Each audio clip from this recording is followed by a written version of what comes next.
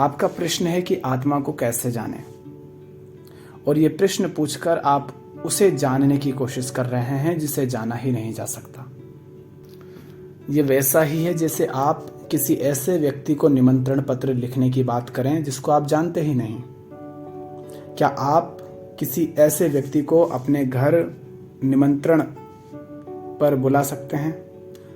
अपने घर पर आने के लिए उसे आमंत्रित कर सकते हैं क्या, जिसे आप जानते ही नहीं? नहीं कर सकते आप उसे आमंत्रित। जिसे आप आमंत्रित करना चाहते हैं अपने घर पर, उसे आमंत्रित करने के लिए आपका उसे जानना महत्वपूर्ण है। आप अगर उसे जानते ही नहीं तो आप उसे निमंत्रित कैसे करेंगे? निमंत्रित करते ही, या मान लो निमंत्रण पत्र लिखते ही आप उसे जान गए, क्योंकि उसका एड्रेस, उसका नाम, सब कुछ आपको वहां लिखना पड़ेगा ना कि किसे लिख रहे हैं, तो आप उसे जानते हैं। निमंत्रण दिया ही नहीं जा सकता बिना उसको जाने। तो आप उसे जानने की बात कर रहे हैं जिसे जाना नहीं जा सकता। आप किसी को खोजने निकलते हैं बाजार में मान लो, तो आप उसे जानते हैं ना, तभी जाते हैं खोजने। जिसे आप खोजते हैं आप उसे पहले से जानते हैं, इसलिए आप उसे खोजने जाते हैं। और आप कह रहे हैं आत्मा को कैसे खोजें, सत्य को कैसे खोजें, कैसे जाने? तो आपको अगर एक रास्ता दिखा दिया जाए कि उस ओर चले जाइए, तो आप पहचानोगे कैसे? आपके सामने से मान लो कोई व्यक्ति हो सत्य नाम का, वो तुम्हारे सामने से गुजर भी जाए, क्योंकि तुम्हारे सामने से बहुत लोग गुजर रहे हैं, उन्हीं में से एक सत्य नाम का व्यक्ति भी गुजर जाता है, तो तुम पहचानोगे कैसे? क्योंकि तुम उसे पहले से तो जानते नहीं। और अगर तुम उसे पहले से ही जानते हो तो तुम्हें जानने की आवश्यकता ही नहीं है। जिसे जानते नहीं हो उसे तुम नहीं पहचान पाओगे अगर वो तुम्हारे सामने भी होगा, और अगर तुम उसे जानते ही हो तो फिर जानने की आवश्यकता नहीं है। और आत्मा माने वो जिसे जाना नहीं जा सकता। इंद्रियों के माध्यम से उसे नहीं जाना जा सकता। आंख उसे देख नहीं सकती, कान उसे सुन नहीं सकते। कान इसलिए नहीं सुन सकते क्योंकि सत्य कहा नहीं जा सकता। जो कहा जा सके वो सत्य हो नहीं सकता। क्यों नहीं हो सकता? क्योंकि वो तुम्हारी इंद्री के माध्यम से प्रकट हो रहा है, और इंद्रियां संचालित होती है तुम्हारे मन से, और तुम्हारे मन में जो कुछ है वो तो बाहरी प्रभावों का, धारणाओं का, संस्कारों का, अनुभवों का, इन्हीं सब का परिणाम है। वही सब तुम्हारे मन में बैठा रहता है। तो जो कहा जा सके वो सत्य नहीं है, क्योंकि वो तुम्हारे मन से ही उठकर आ रहा है। मन माने ज्ञात के क्षेत्र से, और जो ज्ञात के क्षेत्र में है वो तो नश्वर है, तुम्हारे साथ ही वो खत्म हो जाएगा। तुम्हारा शरीर राख हो गया तो वो भी राख ही हो जाएगा तुम्हारे साथ। और उसमें से जो उठा वो सत्य परम कैसे हो सकता है? वो शाश्वत कैसे हो सकता है? और सत्य तो परम है। सत्य तो वही होता है जो सत्य है, सतत है, नित्य है, जो शाश्वत है। तो तुम्हारे मन से जो उठा सिर्फ वही कहा जा सकता है, इसीलिए वो सत्य नहीं है। तो कोई कहे कि ये सत्य है, अगर कोई कहे कि मैंने सत्य को जान लिया, तो उसने कुछ नहीं जाना। उसने सिर्फ अपने ही मन के किसी कोने को जाना है जो कि ज्ञात के क्षेत्र का ही है, अज्ञात नहीं है। सत्य तो अज्ञात है, अज्ञात भी नहीं, उसे अज्ञे कहो, क्योंकि अज्ञात का अर्थ तो होता है जो अभी ज्ञात नहीं है पर जाना जा सकता है। किंतु अज्ञे वो जिसे जाना ही नहीं जा सकता। तो सत्य वो है जिसे जाना नहीं जा सकता। तो लाओ त्ज़ो ने कहा है कि सत्य कहा नहीं जा सकता, और इसीलिए तो फिर आत्मा को कहा गया है कि उसे कानों से सुना नहीं जा सकता, क्योंकि जो सुना जा सके वो सत्य हो नहीं सकता। आंख उसे देख नहीं सकती, मन उसकी कल्पना नहीं कर सकता। तो तुम्हें उसे अगर बता भी दिया तो तुम उसे खोजने कैसे जाओगे? अपनी आंख, कान, नाक, इन्हीं के माध्यम से खोजोगे ना, अपने मन के माध्यम से ही खोजोगे। उसे आत्मा को जाना नहीं जाता, आत्मस्थ हुआ जाता है। आप आत्मस्थ हो सकते हैं मन को जानकर, जीवन को समझकर। जिसने मन को जान लिया, जिसने जीवन को समझ लिया, जिसने अपने क्रियाकलापों को, अपनी गतिविधियों को, जिसने काम, क्रोध, लोभ, मोह, भय, अहंकार, इन सब को अच्छे से समझ लिया, जान लिया, वो आत्मस्थ हो जाता है। आत्मा को जानता नहीं है, आत्मस्थ हो जाता है, माने अस्तित्व के साथ ही वो फिर एक हो जाता है। उसका मैं भाव मिट जाता है, विगलित हो जाता है। फिर वो द्वैत में नहीं जीता, वो अपने आप को अस्तित्व से भिन्न नहीं समझता। एक मछली की कहानी सुनो, उससे समझ आएगा कि तुम्हें थोड़ा करना क्या चाहिए। एक समुद्र है, उसमें बहुत सारी मछलियां हैं। बहुत सारी मछलियां हैं जैसे कि बहुत सारे इंसान हैं। तो वो मछलियां ईश्वर की खोज में, सत्य की खोज में, शांति कह लो या मुक्ति कह लो या प्रेम कह लो, उसकी खोज में दौड़ी दौड़ी जाती हैं, किनारे तक जाती हैं और किनारे से बाहर निकल जाती हैं। किनारे से बाहर माने समुद्र से बाहर निकल जाती हैं और सूखी जमीन पर चली जाती हैं। क्यों गई? सत्य की खोज में। अब वो तड़प रही हैं, फड़फड़ा रही हैं और मरती जा रही हैं। ऐसे ही जाने कितनी मछलियां चली गईं, मर गईं, चली गईं, मर गईं, आती रही, जाती रही। अब उन्हीं मछलियों में से एक और मछली है जो अभी अभी संसार में आई है। तो पहले तो वो ये देखती है कि ये इतनी सारी मछलियां बाहर जो गई हैं घूमने, सत्य की खोज में, मुक्ति की खोज में, शांति की खोज में, ये वापस आई क्यों नहीं? शायद इनको कुछ मिला होगा खास। यहाँ मैं दिन भर भटकती रहती हूँ, भोजन के लिए इधर उधर घूमती रहती हूँ और ये समुद्र में रह रहकर थक गई हूँ। चलो मैं भी देख कर आती हूँ आखिर वो गई कहाँ है। शायद उनको कुछ बहुत ऊंचा, बहुत प्यारा मिल गया होगा तो वो लौट कर ही नहीं आई।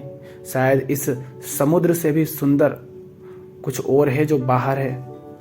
तो शांति की खोज में, प्रेम की खोज में, मुक्ति की चाहत में, सत्य की खोज में ये मछली भी दौड़ी दौड़ी जाती है और किनारे पर पहुंचकर छलांग लगा देती है और बाहर जाकर गिरती है वो रेत पर। ये मछली गई है सत्य की खोज में, आत्मा की खोज में। अब ये क्या कर रही है? तड़प रही है, तड़फड़ा रही है, चिल्ला रही है, बचा रही है, कह रही है बचाओ बचाओ। ये कहाँ आ गई मैं? आसपास लाशें ही लाशें पड़ी हुई हैं। वो खूब चिल्ला रही है। क्यों चिल्ला रही है? क्योंकि ये वहां नहीं है जहां इसे होना चाहिए। ये इसलिए नहीं तड़पड़ा रही है, इसे पीड़ा इसलिए नहीं हो रही है कि इसे सत्य नहीं मिला, कि इसे आत्मा नहीं मिली। ये इसलिए नहीं तड़फड़ा रही है कि इसके पास कोई कमी है, बस इसलिए तड़फड़ा रही है कि ये वहां है जहां इसे नहीं होना चाहिए था। ये उससे दूर हो गई जिससे दूर इसे होना नहीं चाहिए था। ये अपने स्वभाव से विपरीत चली गई। जल इसका स्वभाव था तो ये थल में चली गई और अब ये प्रार्थना कर रही है और पूजा अर्चना कर रही है, नारियल चढ़ा रही है, ग्रंथ पढ़ रही है और न जाने क्या क्या कर रही है। और ये सब क्यों कर रही है? कि मुझे आत्मा मिल जाए, परमात्मा मिल जाए, ताकि मुझे शांति मिले, मुझे प्रेम मिले। मैं बहुत तड़प रही हूँ। तो बताओ इस मछली के लिए आत्मा क्या है? क्या है इसके लिए शांति? क्या है इसके लिए मुक्ति? कहाँ मिलेगा इसे प्रेम? कहाँ है इसके लिए आनंद? इसके लिए शांति है कि ये वापस उस स्वभाव में लौट जाए, ये वापस वहीं पर आ जाए जो इसका स्वभाव है। ये वहां आ जाए जहां इसे होना चाहिए था। ये उससे मुक्त हो जाए जिससे इसे नहीं बंधना चाहिए था।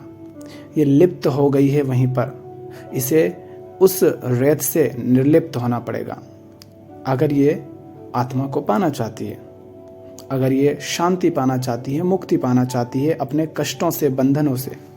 तो इसे वहां होना पड़ेगा जहां इसे होना चाहिए। ये मछली वापस लौटती है किसी तरह से समुद्र में, इसकी जान में जान आती है। इसे परमात्मा जैसे मिल ही गया हो।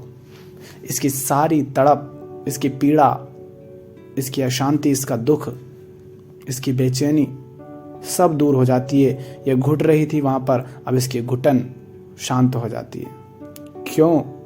क्योंकि ये उससे मुक्त हो गई जो इसका स्वभाव नहीं था। ये उस जगह से बाहर आ गई जहां इसे नहीं होना चाहिए था। अब तुम आओ अपने जीवन में। ये मछली कौन है? ये मछली तुम हो। और वो जो पहले मछलियां गई थी, हजारों लाखों करोड़ों, जो मरी पड़ी थी लाशें ही लाशें, वो कौन है? ये पूरा संसार है जिसमें ये जो लोग दिख रहे हैं ना, ये जिंदा लाश हैं। वो मछलियां ये जिंदा लाश हैं। ये जो तुम्हारे आसपास भाग दौड़ रहे हैं ना, यही वो मछलियां हैं। और वो समुद्र क्या है? वो समुद्र है ये सारा संसार। तो इस कहानी को जोड़ो अपने जीवन से।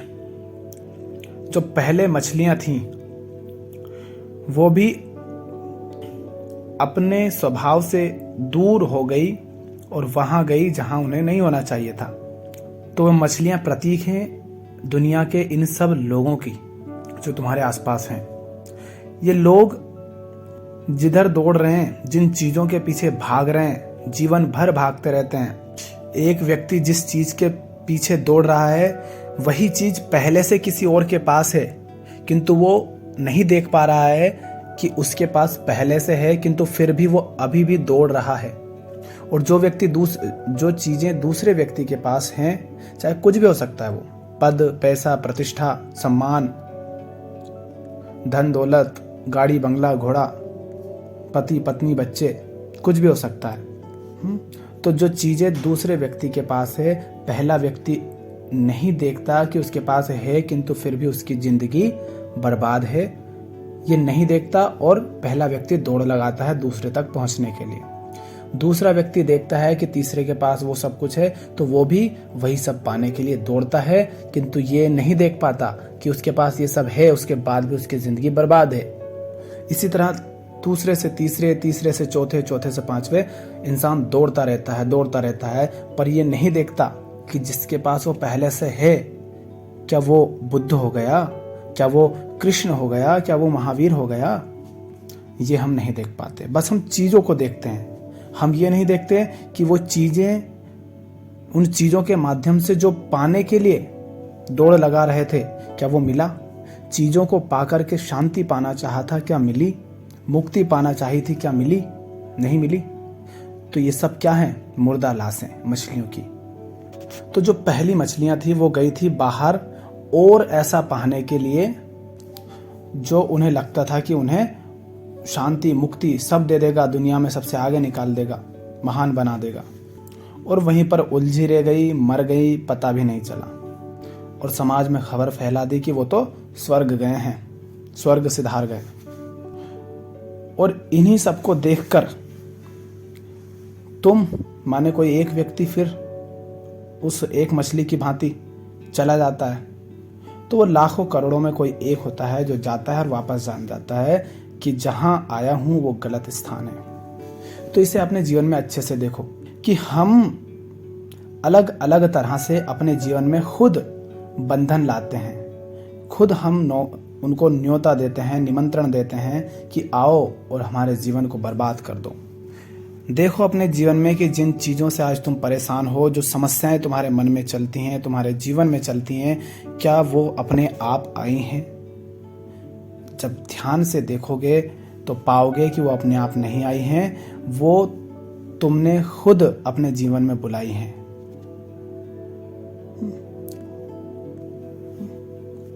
पर अब खा रहा है तो खिलाना पड़ रहा है, खर्चा हो रहा है। तो तुमने हाथी पाल लिया अपने जीवन में, इस उम्मीद में कि वो मुझे सवारी कराएगा, पूरे गांव में, शहर में घुमाएगा, मुफ्त में, बिना पेट्रोल के। पेट्रोल भी महंगा हो रहा है नहीं तो। पर तुमने ये ध्यान ही नहीं दिया कि वो जितना मुझे देगा उससे ज्यादा मुझसे छीन लेगा। तो देखो अपने जीवन में जो भी कुछ है, चाहे पैसों के रूप में हो, नौकरी के रूप में हो, पति, पत्नी, बच्चे, किसी भी रूप में हो, कोई काम के रूप में हो, चाहे मान, सम्मान, पद, प्रतिष्ठा, किसी भी तरह से जिन चीज़ों के पीछे आज तक तुम भागे हो, जो पाया है या जिनके पीछे भाग रहे हो, देखो क्या वास्तव में उनसे तुम्हें वो मिला जो तुमने चाहा था, या और ज़्यादा समस्याएं बढ़ गई, या और ज़्यादा दुख बढ़ गया, पीड़ा बढ़ गई, तनाव बढ़ गया, बोझ बढ़ गया। तुम पाओगे कि उसके होने से पहले ही ठीक था, अभी तो और ज़्यादा समस्या बढ़ गई। अब तुम जाओ अपने बचपन में, जब तुम्हें कुछ नहीं पता था कि संसार में क्या क्या समस्याएं होती हैं, जीवन में कितना दुख होता है।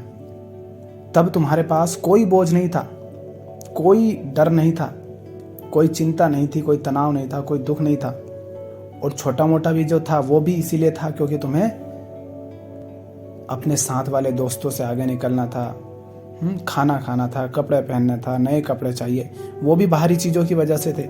लेकिन जैसे जैसे बढ़ती गई तो तुम अपने जीवन में पहले नौकरी के पीछे भागे, फिर छोकरी के पीछे भागे, फिर गाड़ी घोड़ा बंगला, इन सब के पीछे भागे और इन्हीं सब के माध्यम से तुम अपने जीवन में ले आए अशांति। इसका अर्थ ये नहीं है कि ये मत पाओ, अर्थ बस ये है कि इनको शांति पाने का माध्यम मत बनाओ। इनको सिर्फ उतना चाहो जितनी आवश्यकता है। जहां तक ये जीवन को सरल बना दे वहां तक इनको पाओ, किंतु शांति पाने के लिए अगर इनके पीछे भाग रहे हो तो नहीं मिलेगी। तो अपने जीवन को ध्यान से देखो कि जहां हो वहां उसी क्षण उसी समय वहां किस समस्या के कारण परेशान हो। जिस समस्या के कारण परेशान हो उसे देखो, उसे समझो, उसे सुलझाओ। उसे सुलझा लिया तो उससे मुक्त हो जाओगे। शांति जीवन में है ही, बस वो दबी हुई है अशांति के नीचे। शांति को, सत्य को, आत्मा को, स्वभाव को, इनको पाया नहीं जाता है। अशांति जो हम लाए हैं उससे मुक्त हुआ जाता है, क्योंकि शांति तो होती ही है। झील का पानी शांत तो है ही, पर तुमने क्या किया? तुम उसमें कूद गए ये कह करके कि मैं इसे शांत करूंगा। अब जब तक तुम उस झील के पानी के अंदर हो, क्या वो शांत हो पाएगा? नहीं हो पाएगा ना। तो तुम्हें उस झील से बाहर आना है। तुम बाहर आओगे तो शांत अपने आप वो हो जाएगी। तो इंसान के मन पर समाज का, परंपराओं का, धारणाओं का, संस्कारों का, गलत शिक्षा का, गलत जीवन का, ये मीडिया द्वारा किए जा रहे प्रचार और प्रसारों का, फिल्मों द्वारा जो तुम्हें दिया जा रहा है, रिश्तेदारों द्वारा तुम्हें जो दिया जा रहा है, और दुनिया ये जो तुम्हें दिखा रही है कि ये पालो, वो पालो, ये हासिल कर लो, वो हासिल कर लो, इन सब के कारण तुम्हारे जीवन में अशांति फैली हुई है।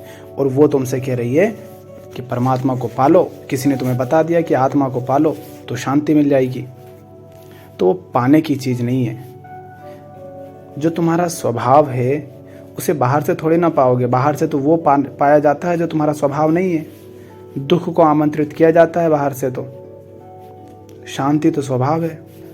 पेड़ का पत्ता भी हिलता नहीं है, शांत ही रहता है। हवा चलती है तो हिल जाता है। तो इंसान क्यों परेशान है? क्यों अधिकांश जो इंसान हैं, लोग हैं, वो परमात्मा की खोज में, ईश्वर को जानने के लिए, सत्य को जानने के लिए क्यों बढ़ते हैं आगे? वो इसलिए नहीं बढ़ते हैं क्योंकि उन्हें परमात्मा से प्रेम है, उन्हें सत्य से प्रेम है। वो इसलिए बढ़ते हैं क्योंकि वो जिंदगी की समस्याओं से जूझ गए हैं, परेशान हो गए हैं, तो उनसे पलायन करना चाहते हैं। वो सस्ता रास्ता खोज रहे हैं। किंतु समस्याओं से पलायन करके शांति नहीं पाई जा सकती है। तुम्हें समस्याओं का सामना करना पड़ेगा, उन्हें समझना पड़ेगा। और जो समस्या तुमने समझ ली वो समस्या नहीं रहेगी। सवाल हो गणित का, वो समस्या तभी तक है जब तक तुमने उसको समझा नहीं। जब वो सवाल तुम्हें समझ आ गया तो सवाल खत्म हो गया, अब सवाल बचा नहीं। ऐसी ही समस्या है। तो समस्याओं से, जो जीवन की समस्याएं हैं, उनसे पलायन मत करो। ईश्वर को जीवन से पलायन का माध्यम मत बनाओ। समस्याओं से पलायन का माध्यम मत बनाओ। समस्याओं को सुलझाओ। समस्याओं के सुलझने में ही शांति है, उसी में मुक्ति है, उसी में ईश्वर है, और कहीं नहीं है। काले कोयले के अंदर से ही हीरा निकलेगा। वो दबा पड़ा है, ये कोयला हटाओ, ये कालीमा हटाओ। शारीरिक हो या मानसिक हो या बौद्धिक हो, स्वास्थ्य तो स्वभाव है, बीमारी बाहर से आती है। और डॉक्टर के पास हम तभी जाते हैं जब बीमारी होती है। तो जाते क्या हम इसलिए हैं कि हमें स्वास्थ्य मिल जाए, या इसलिए कि जो बीमारी लगी है बाहर से वो बीमारी हटा दी जाए? डॉक्टर क्या हटाता है, तुम क्या करता है? वो तुम्हें स्वास्थ्य दे देता है या बीमारी हटा देता है? वो बीमारी हटाता है, क्योंकि स्वस्थ तो तुम थे ही, स्वास्थ्य तो तुम्हारा स्वभाव है।